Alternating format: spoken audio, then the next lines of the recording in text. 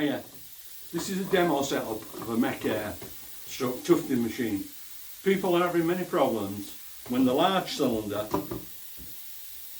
doesn't retract and the operator can move the side cylinders.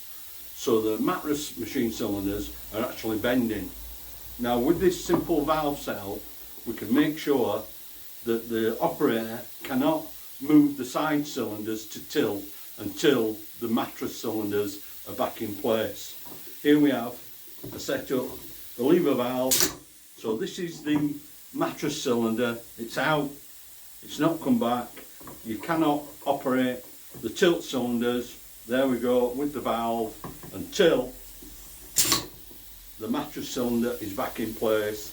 It then allows air to go through this back pressure valve to the other lever valve, and there we go, we can operate it. There we are. Now for demo purposes, I've just obviously set this up with micro cylinders, 20 bore cylinder, 160 stroke. This system can be replicated on 1/8 BSP, 1/4 BSP, 1/2 inch BSP valves. It's just a demo system.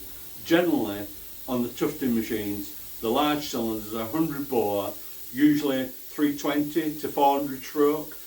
The side cylinders are generally 50 bore by 465 stroke. We can incorporate this in any system from micro bore to ISO 64311 type square cylinders.